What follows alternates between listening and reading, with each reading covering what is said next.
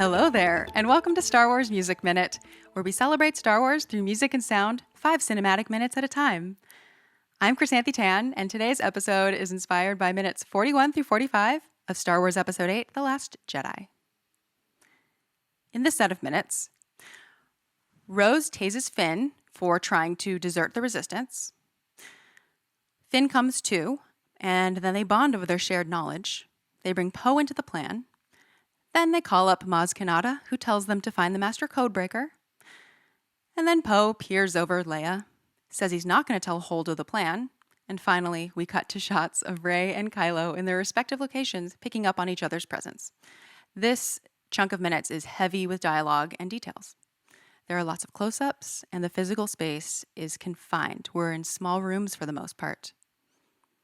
In previous episodes, we've discussed how big spaces, wide-angle shots, sweeping shots, and other visual depictions of grandiosity, bigness, and extroversion often correlate with big, loud, extroverted, or sweeping music. And on the other hand, when we're in small places like Luke's hut, we often get smaller, more intimate music. If you're familiar with the term chamber music, that refers to music composed for a small group of instruments, like a quartet or a quintet or a trio or a duo. And it's actually called chamber music because it was meant to literally be played in chambers and small rooms. Back in the day, like way back in the day, like 18th century, there was no way to hear live music unless you actually had it playing live for you or you were yourself playing it. So chamber music was like people would have that at their house, or like, if you were rich, you would have that at your house, and people would have fun and, hang out by playing chamber music together. And that was like the soundtrack for the night.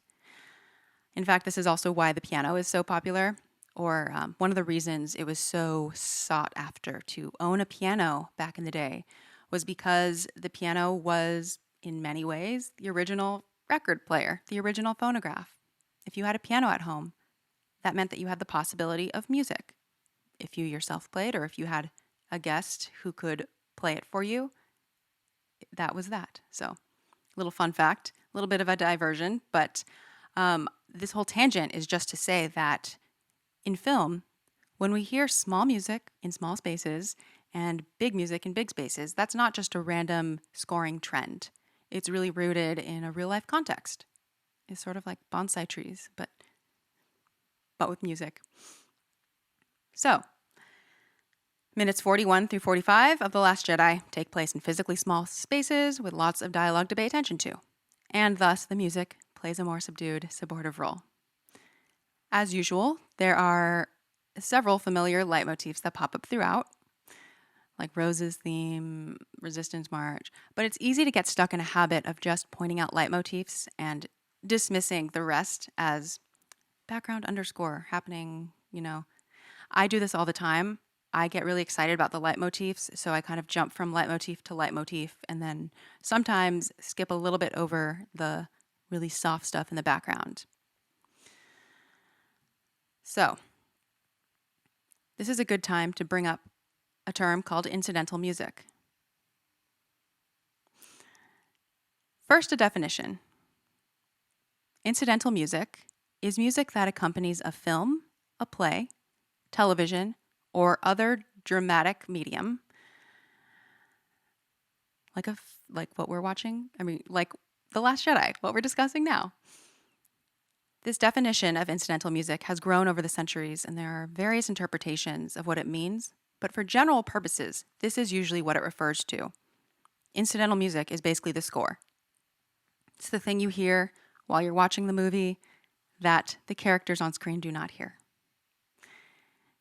Incidental music includes the leitmotifs, the recognizable themes, the random action cues, and the low atmospheric, rumbly Sith voices. It includes the loud stuff and the soft stuff. Whether the music is front and center or it's buried in the background, that's all still part of incidental music. If incidental music is like the fabric, the musical fabric of the score, A leitmotif or a recognizable theme would just be like a bead or a pearl sewn into the fabric, but it's still part of it. The fabric of incidental music. I don't know. This is the second time I've done a random fabric reference. I don't know why. So why am I drilling in this definition of incidental music in the first place? It's just mainly for clarity, to be honest, and to establish this shared vocabulary with you, because I want to be able to use the term incidental music in the future and have you know what I'll mean, because it just gets very confusing when there are so many different units of music and different names for chunks of music that come up, from motifs, leitmotifs, themes, score, soundtrack, section, underscore, piece, phrase. There are just so many terms. So when I talk about incidental music, I mean just in a broad sense, the music that we are hearing while we watch the movie. Essentially the score, not necessarily the soundtrack album. All right, so let's get into minutes 41 through 45. I will sort of narrate through it and take pauses when there's something notable to talk about. First, we have Rose connecting the dots, figuring out that Finn is trying to desert. She's not happy about it. Not at all. She's not happy about it. So she tases him. We get this straight shot of Rose, like she's right in the center of the shot, framed really nicely in this like circular thing. And at that moment, we get this like rising brass thing, and it crescendos and cuts off. So it's like that was piano, but imagine something much better and brass. After that cutoff, we get what I'm going to call for this episode creeping music. We get creeping music.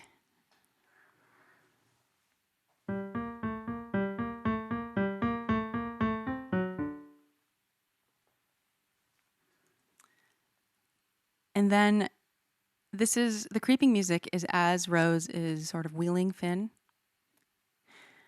And then I will play it again so you can hear the transition. But Rose is sort of like calling Finn out. And at the part where she starts to mention her sister, she says, "My sister just died protecting the fleet and you were running away."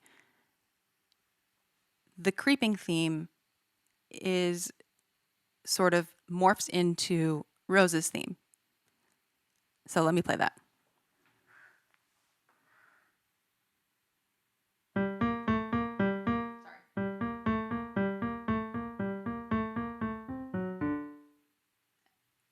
And then we get it again.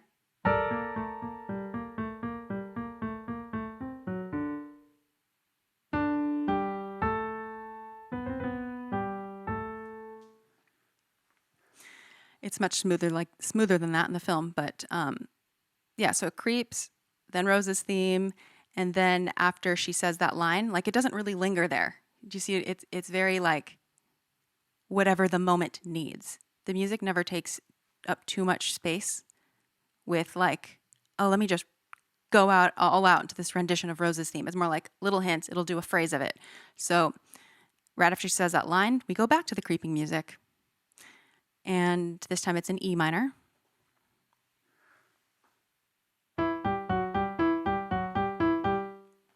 But it's the same thing. The fact that it's in E minor is maybe not that important, but it is a detail if that means something to you.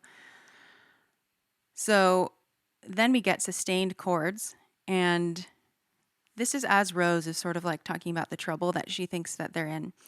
And we get a crescendo right as she's coming to the realization that they need fuel, she says fuel, which we're dangerously short on. And as that's happening, we get a crescendo.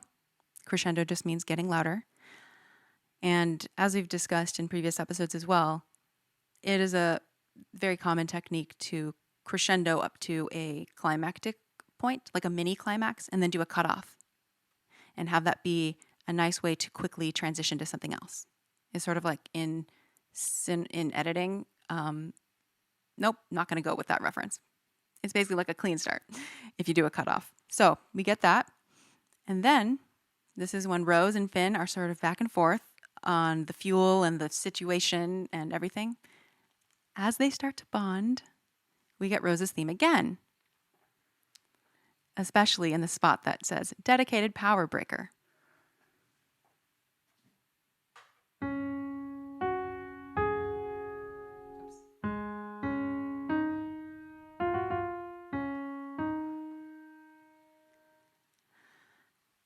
So that's a nice moment between Rose and Finn.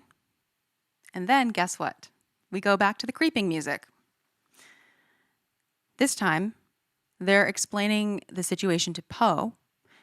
They have switched rooms. They've gone to that like hologram room, basically, where they have the schematics that pop up. Anyway, so Poe's now in the situation room, and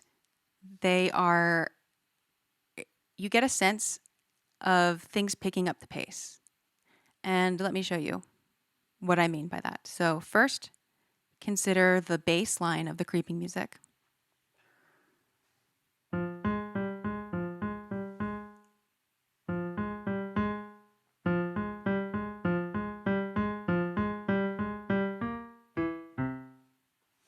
When Poe is in the room, we get an added layer on top. It's another layer of strings, and it does this.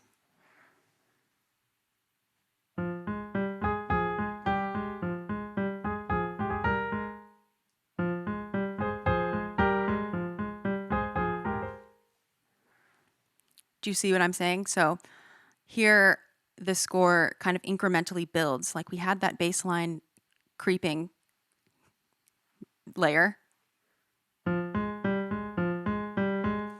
And this is now the third time that it has come in and recurred. So the first time, creeping music is as Rose is dragging Finn, and then we get it again as she continues to explain stuff, and now we're getting it again as things are being explained again. So I guess we're seeing some themes, which is sort of like a secretive plan is happening and a lot of explaining. I'll also point out that it's a pretty out of the way, like it doesn't demand too much attention, but the things that might be evocative about it are the shortness of each note. It's like staccato notes. So instead of being like, it's like it's the tiptoeing of it all. And then we get another layer on top of that. So now we have the two layers. So we had the original creeping layer, and then we had the pose in the room. And then we get another layer at some point, very briefly, of the Resistance March.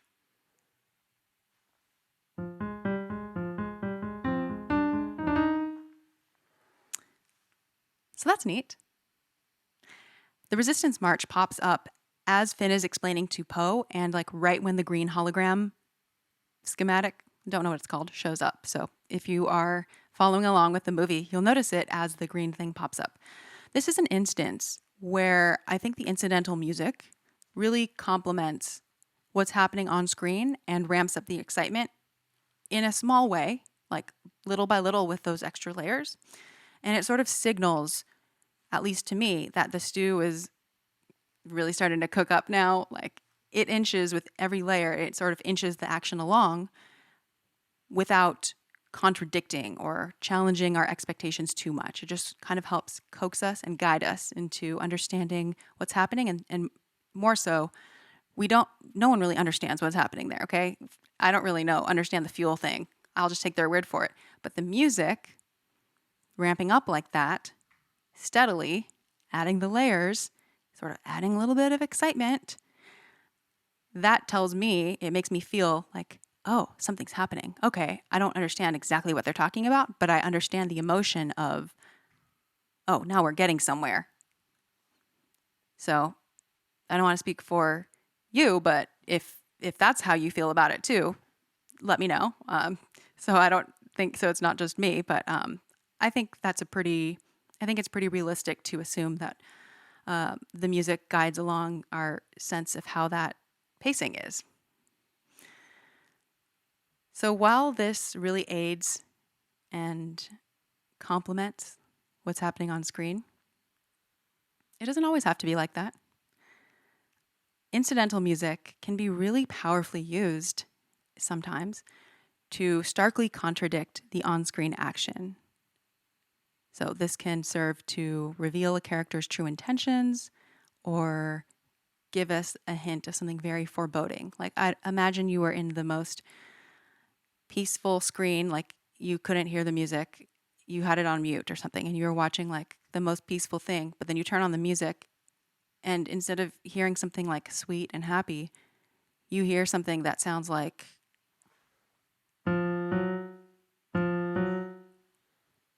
without even seeing something on screen, you would know from the music that something is not being portrayed on screen that is happening. You know what I mean? It informs the atmosphere of everything going on.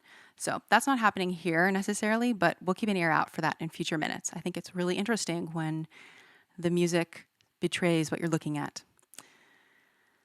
All right. Poe says, "How'd you two meet?" Rose says, "Just luck."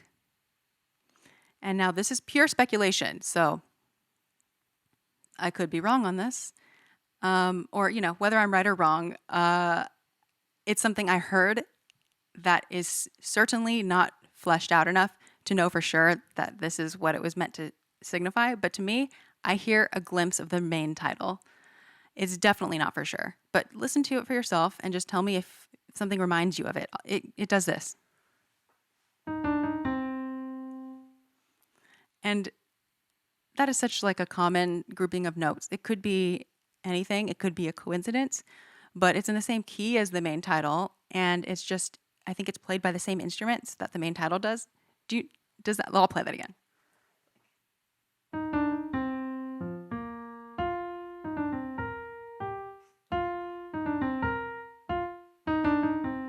It does it so subtly, and it's like right as she's saying, "Just luck." So yeah, that's something I heard. So take it or leave it. Okay. What comes after this is one of my favorite sound, and it's one of my favorite musical parts of this set of minutes, to be honest. It's when Maz is speaking and she says, "I'm a little tied down right now." And here, to paint this picture, if you're not familiar with the scene, Maz Kanata is appearing in hologram form, and she's clearly like in the midst of some sort of escape or battle, or she's clearly very busy. She's like shooting her blaster. It's a very action. Something's happening over there. Okay, I don't know what, but it's something. She's tied down, and the transmission is like a little bit staticky, like I don't know, like a radio or something. And this could have been accomplished with pure sound design. You could have made Maz's transmission sound really staticky and far away and, I don't know, a little bit dicey. But I think it's really interesting, and you can hear this at the end of Fun with Finn and Rose on the soundtrack, that the orchestra actually has this semi-sound designy incidental moment.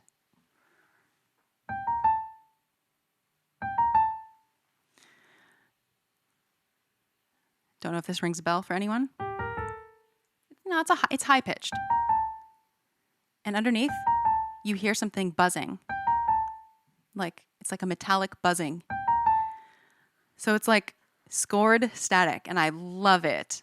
I love it so much. I think it's so surprising and delightful, and one of those moments where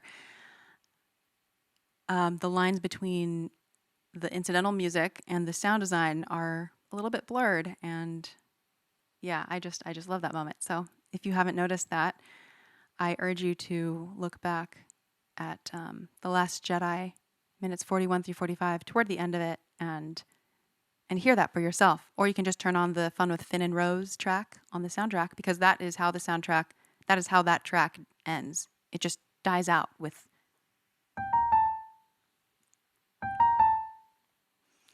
So, yes, very cool, in my opinion. After that, Finn hands Poe the binary beacon that is meant for Rey. And we hear Rey's theme. After that, we have a suspenseful cluster chord.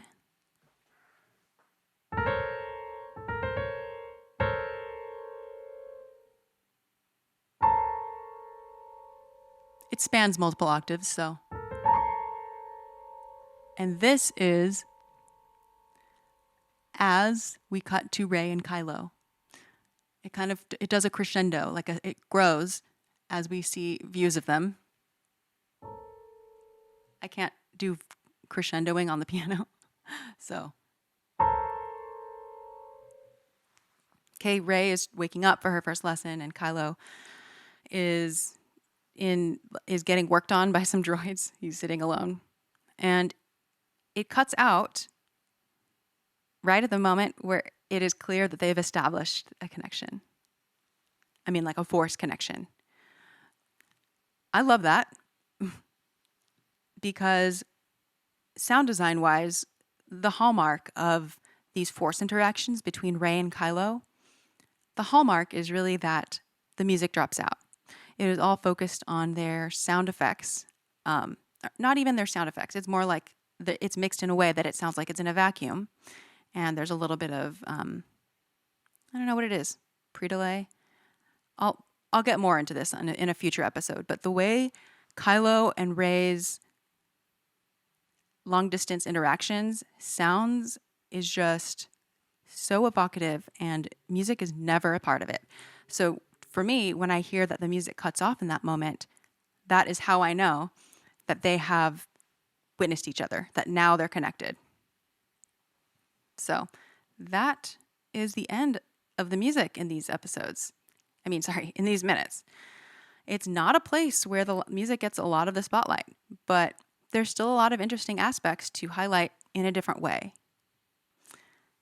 I feel like this is a very short episode, but I just wanted to take the time to go over the concept of incidental music, run through how it can be used and how it can intensify or inform a scene. And yeah, it's not always just about the main themes and the main tracks. On this podcast, I'm really trying to focus on the music and sound in its on-screen context. Like, we're not breaking down the music track by track on the soundtrack album, though there are other shows that would do that so much better than me.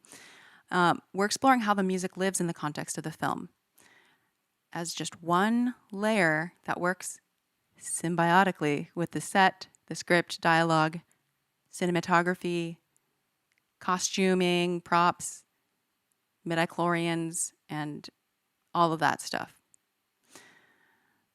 I have to credit my friends Pete and Alex over at Star Wars Minute podcast, our companion podcast. They discuss the films 1 minute at a time. And I have to say, they really turned me on to the practice of looking at Star Wars films in vertical slices. This practice makes it much harder to get away with dismissing things as like, oh, these 5 minutes is just going to be boring underscore, or this is less obvious, let's jump to the next big moment. It makes it much harder to skip over those parts. And I think really excavating, spelunking, I think spelunking sounds like a good word in this context. I think really spelunking the caves of the underappreciated parts can reveal some of the, how far can I drag this analogy? Can reveal some of the rarest gems. Nope, should have stopped earlier. We can uncover a lot by looking at the moments that don't get much attention, because we learn about the way, like the mechanism of what the music is doing. much more so. I think it's much more important to understand that than to just think whether you like this or not, or whether it's boring or you notice it or not. Because I don't know, just I'm a sucker for the underappreciated parts, because oftentimes if you don't notice them, they're very effective. Anyway, I hope this episode was interesting. I would love to know if anything in particular resonated with you in this episode or in past episodes, so that I know what parts of what I'm saying make sense and which ones don't. You can leave a comment if you're watching on YouTube, or you can ask me on Discord if you're my patron, or you can send me an email at podcast@starwarsmusicminute.com, or giving you lots of options here. I'm on Twitter at Chrysanthe Tan or at Star Wars MuseMin. There's also a link in the show notes if you prefer to submit an anonymous question. That was a lot. That's all I have. I don't want to take up more time than necessary. I appreciate you for listening to this show and for all of the support. It's really fun, and it means a lot to me to celebrate and share what I can with regards to Star Wars music and sound. It's really a journey, and as you can tell by these episodes, I don't have all the definitive answers. It's more so that I enjoy exploring them with you as we go along through this movie. With that, I'll see you next week on Star Wars Music Minute.